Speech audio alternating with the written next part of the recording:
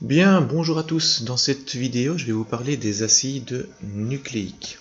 Alors, les acides nucléiques, vous en avez très certainement déjà entendu parler, notamment à la télé, dans les séries policières. C'est ce qu'on appelle notamment l'ADN, ou l'acide désoxyribonucléique, dont vous voyez une représentation donc ici.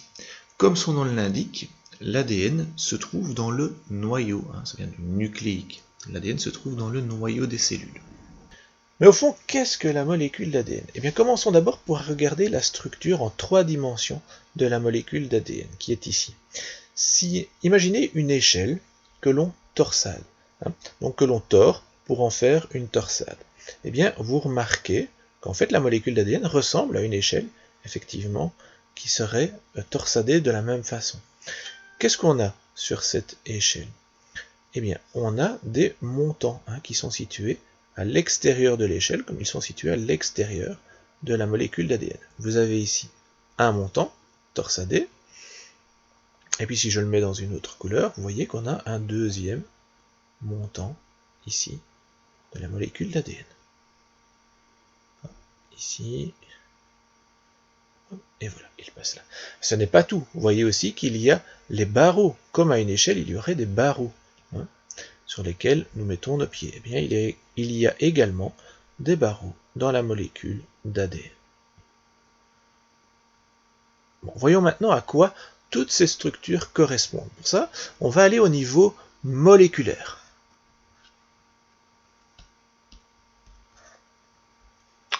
Alors, au point de vue moléculaire, si on analyse la composition de la molécule d'ADN, on voit qu'on a toute une série d'éléments qui se répètent au niveau justement des montants. Sur l'extérieur de la molécule, vous voyez, tiens, un rond gris, un pentagone, un rond gris, un pentagone, un rond gris, un pentagone, etc. Ce rond gris et ce pentagone, à quoi correspondent-ils? Le rond gris correspond à un groupement phosphate, c'est-à-dire PO4, un phosphore entouré de 4 oxygènes. Tandis que le pentagone représente un sucre. Ce sucre, ce n'est pas n'importe quel sucre, c'est le désoxyribose. Je vous rappelle que l'ADN, c'est l'acide désoxyribonucléique. C'est vraiment le nom du sucre qui a donné son nom à la molécule. Et donc, les montants de notre molécule d'ADN, c'est bien un phosphate, un désoxyribose, un phosphate, un désoxyribose, et ainsi de suite. Même chose de l'autre côté. Donc si je reprends mon code couleur, je vais pouvoir entourer en rouge ici mon premier montant, et je vais pouvoir entourer en orange mon second montant.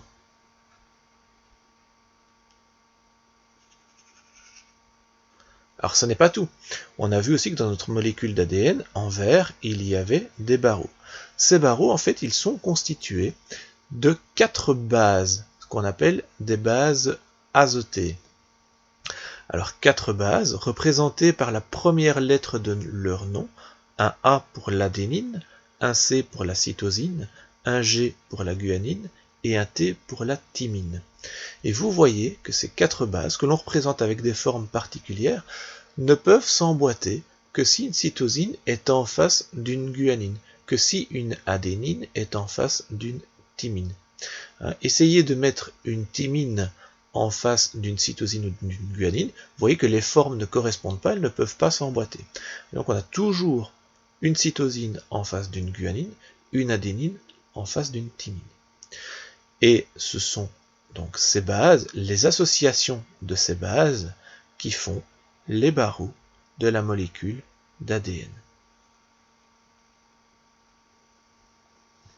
Et vous voyez qu'on a exactement la structure dont on a parlé en 3 dimensions.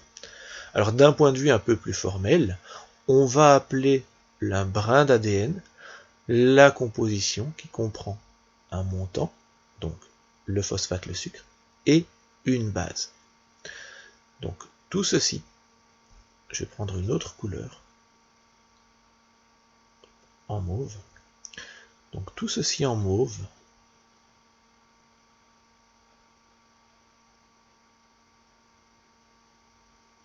c'est un brin d'ADN. D'accord ? Un brin. Et donc fatalement, il y a un second brin qui comprend l'autre montant et l'autre base.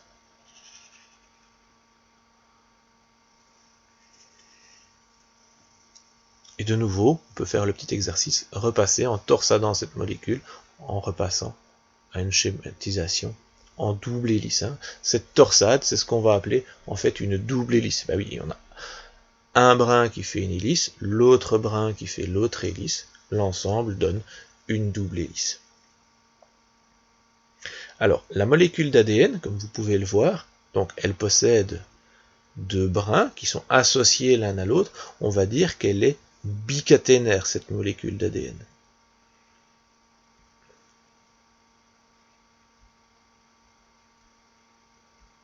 Donc une molécule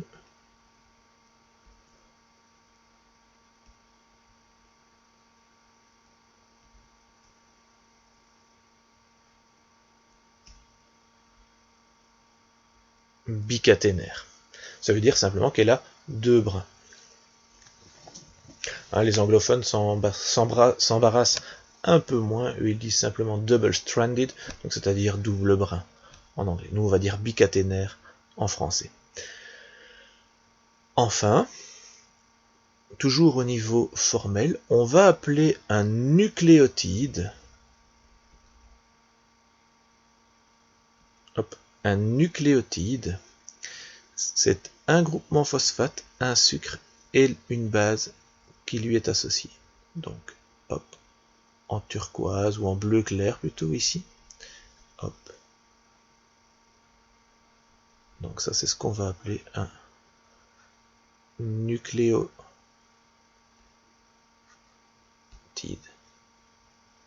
Un nucléotide.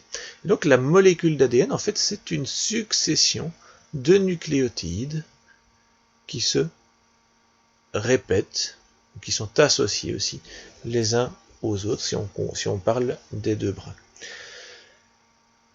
Ça doit nous faire penser à un type de molécule dont on a déjà parlé plus tôt dans le cours. Si vous vous souvenez, on a parlé dans le cours de polymères, notamment avec les sucres. Et on a expliqué qu'un polymère, c'était une molécule qui possédait un motif qui se répétait. Mais ici, on a un motif qui se répète. On a un phosphate, un sucre, une base. Un phosphate, un sucre, une base. C'est bien un motif qui se répète même si la base est légèrement différente. Et donc le nucléotide, c'est ce qu'on va appeler le monomère.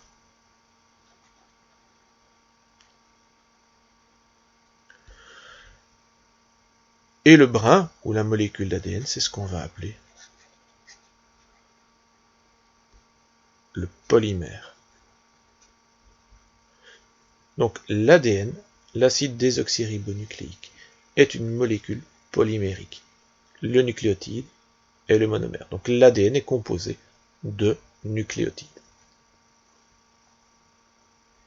Voilà, c'est exactement ici. Hop. Je peux tourner aussi un peu. Voilà, comme ça, on a toute la légende qui est respectée. Alors, où se trouve la molécule d'ADN, même si j'ai déjà répondu à la question en partie, et à quoi sert cette molécule d'ADN? Eh bien, il a fallu attendre 1960 et un scientifique du nom de Gurdon pour répondre réellement à cette question, en tout cas pour imaginer une expérience qui permettait de répondre à cette question avec précision. Qu'est-ce qu'il a fait, Gurdon? Il a pris un crapaud qu'on appelle le xénope vert, c'est un crapaud très utilisé en laboratoire. Et, comme beaucoup d'autres avant lui, il avait remarqué que lorsque les femelles crapauds pondaient, et que les mâles venaient féconder les œufs, que la fécondation chez les crapauds se passe en dehors du corps, la femelle va pondre ses ovules, le mâle va venir déposer ses spermatozoïdes sur les ovules, directement donc dans l'eau. Il a remarqué que ces ovules fécondés donnaient fatalement d'autres xénopes. Donc il s'est dit, il doit y avoir dans ces ovules fécondés toute l'information nécessaire pour recréer un xénope. Très bien. En regardant d'un peu plus près les ovules, donc au microscope, il s'est rendu compte que ces ovules contenaient était circulaire tout d'abord, et qu'il contenait une masse qui est en fait le noyau de la cellule. Bon. Il s'est donc dit, tiens, si je détruis ce noyau, et que j'en insère un autre à la place, est-ce que je vais bien obtenir d'autres crapauds ou pas? Et donc, est-ce que c'est bien le noyau qui contient l'information nécessaire à la formation de l'être vivant? Il prend ses ovules, il détruit le noyau de l'ovule en l'irradiant à l'aide de radioactivité. On obtient donc ce qu'on appelle un ovule énucléé. Donc il n'y a plus de noyau à l'intérieur de cet ovule. Donc le ovule énucléé ne donnera aucun développement de tétard après fécondation. Ça c'est le premier résultat qu'il obtient. Il va donc intégrer le noyau d'une cellule intestinale d'un tétard albinos à l'intérieur de l'ovule. Il va laisser l'ovule se développer, mener à des tétards qui sont également albinos. Et ces tétards vont eux-mêmes donner 30 xénopes complètement verts. Donc au total, il a fait l'expérience sur 54 ovules. Donc il a nucléé ces ovules. Il y a intégré le noyau d'une cellule intestinale de tétards albinos. Et il a obtenu, sur les 54, 30 xénopes, donc 30 adultes albinos. Cette expérience, qu'est-ce qu'elle nous montre? Elle nous montre que l'information nécessaire à la formation de l'être vivant, et aussi à son fonctionnement, est contenue dans le noyau. En effet, sans noyau, on n'a pas de développement, même après fécondation. C'est-à-dire qu'il manque bien une partie de l'information génétique. Cela nous montre également que les molécules qui sont situées à l'intérieur du noyau, donc l'acide désoxyribonucléique, va donner la forme, va donner le phénotype, va donner la couleur de l'individu. Donc c'est bien l'ADN qui est responsable de ce à quoi le crapaud ici va ressembler. Et bien c'est ça la fonction de l'ADN. C'est en quelque sorte le plan de montage et le manuel de fonctionnement de tous les êtres vivants. Alors, maintenant qu'on sait à quoi sert l'ADN, on peut se demander tiens, comment utiliser cet ADN à des fins pratiques et utiles surtout pour l'homme. Alors, une des premières choses que l'on peut faire, grâce à une des propriétés importantes de l'ADN d'ailleurs, qui s'appelle l'universalité de l'ADN, c'est par exemple de se dire tiens, j'ai une cellule humaine, vous savez bien qu'il y a des personnes qui sont diabétiques, donc c'est-à-dire qu'ils ne produisent pas d'insuline. Leur pancréas est incapable de produire de l'insuline. Comment faire pour fournir de l'insuline à ces personnes? L'insuline, ce n'est pas une molécule qu'on sait synthétiser facilement. Eh bien, si je prends l'information qui donne l'insuline dans l'ADN d'une personne saine, c'est-à-dire le gène de l'insuline, ces informations, c'est ce qu'on va appeler des gènes. Des gènes, on en a toute une série. Le gène qui donne la couleur des cheveux, par exemple. Le gène qui donne la couleur des yeux.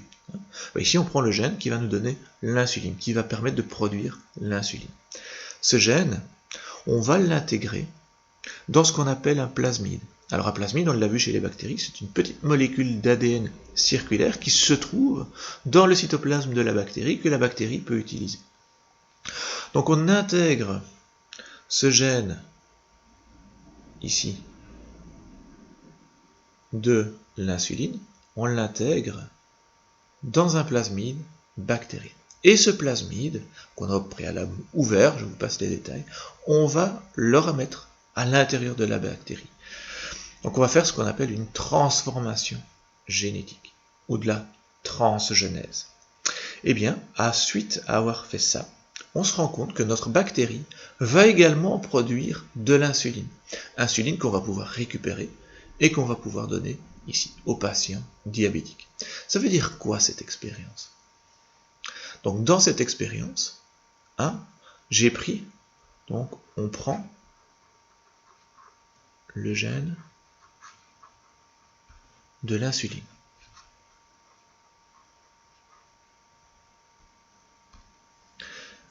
Et au bout d'une série d'étapes, d'accord, on le met dans le plasmide, on réintègre le plasmide dans la bactérie, on voit que la bactérie produit de l'insuline. Qu'est-ce que ça veut dire? Ça veut dire que l'information, ici, insuline, l'information insuline est lisible par la bactérie. Donc ça veut dire que la bactérie,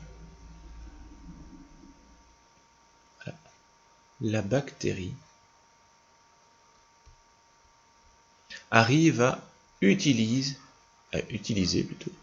Donc la bactérie arrive à utiliser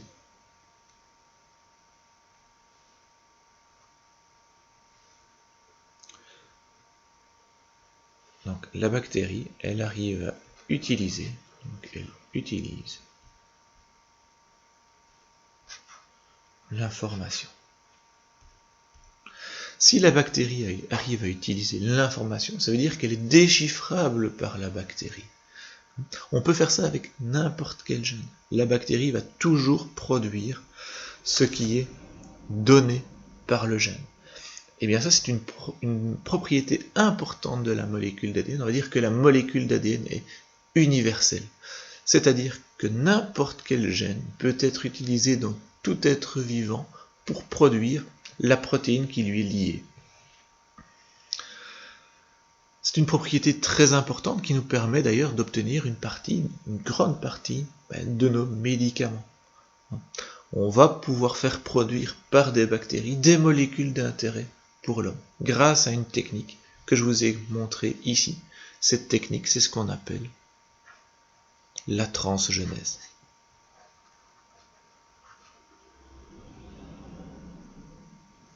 Alors il y a d'autres exemples de transgénèse. Si vous voulez, vous tapez lapin fluorescent dans Google, vous verrez qu'on a pu transférer le gène d'une méduse fluorescente qui vit dans les grandes profondeurs, dans les profondeurs abyssales, vers un lapin, donc sur un lapin, et que ce lapin devient, enfin en tout cas est, fluorescent. Il s'appelle Alba. Voilà, si vous faites la petite recherche sur internet, c'est pas un fake, ça a vraiment été fait. C'était une performance artistique et scientifique aussi. Et donc, ça montre bien qu'on peut intégrer un gène, n'importe quel gène, dans un autre être vivant, et que cet être vivant va produire la protéine qui est liée à ce gène. Donc, en synthèse, on a vu que l'ADN se trouve dans le noyau des cellules, que c'est bien le plan de montage et de fonctionnement des cellules. On a vu que cette molécule d'ADN était constituée de 2 brins qui sont enroulés sous forme d'une double hélice. Chaque brin est composé donc d'une succession de nucléotides, un nucléotide étant un phosphate plus un sucre, donc le désoxyribose, plus une des 4 bases azotées, donc soit l'adénine, la thymine, la cytosine et la guanine, et que, attention, l'adénine se lie toujours à une thymine et la cytosine se lie toujours à une guanine. La succession des bases azotées va définir l'information génétique. En effet, on a vu que dans la molécule d'ADN, les montants sont toujours pareils, c'est toujours du phosphate, du sucre. Tout ce qui change, ça va être la succession des 4 bases. Donc qu'est-ce qui contient en fait l'information dans la molécule d'ADN? Eh bien c'est la succession de ces 4 bases. Et une succession particulière ne va pas contenir la même information qu'une autre succession de bases. Ça va être 2 gènes différents. Enfin, on a vu que l'ADN était universel, qu'il pouvait être décodé par n'importe quel organisme. Voilà, n'hésitez pas si vous avez des questions. Je suis là pour y répondre. À très bientôt.